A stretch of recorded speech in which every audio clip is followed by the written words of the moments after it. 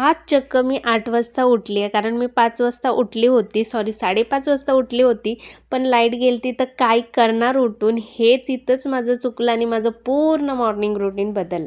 कारण मी 8 वाजता उठले, मग पटकन घाईघाईमध्ये स्वयंपाक केला, ह्यांचा टिफिन दिला, ह्यांना गेले, मग त्यामुळे दूध नाही, ड्रायफ्रुट्स नाही, काहीच नाही. तर आज पाणी ठेवलेलं आणि त्याच्यानंतर अंघोळ ते करून घेतलं. म्हटलं आज आपल्याला मुरंबा बनवायचा आहे, त्यामुळे मी मुरंबा करायला घेतला, ते थोडे धुवायला घेतले. तर आणि आता माझे पाय पण सुजले होते, तर रोज काही सुजत नाही, पण जराशी ज्या दिवशी माझी स्लीपिंग पोझिशन चेंज होईल तर त्या दिवशी थोडेसे सुजतात आणि उभा राहून काम केल्यामुळे जरा ते जास्त सुजतात. ठीक आहे, आता चालतच राहते माझ्यासोबत ते. नंतर मस्त आवळे धुवून झाल्यानंतर त्याला सगळं साफ ते केल्यानंतर त्याला शिजायला ठेवलं. तोपर्यंत मी गूळ कापून घेतला.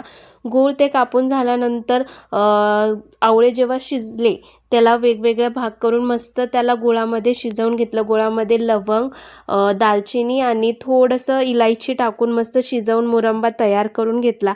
तो थंड करायला ठेवला. तर शेजारच्या काकूंनी माझ्यासाठी धपाटे पाठवले, ते खाल्ले. मस्त काकडी ती खाल्ली आणि असं माझं दुपारचं जेवणही झालं आणि मस्त मी असेच दिवस एन्जॉय करते. तर भेटू नेक्स्ट व्हिडिओमध्ये.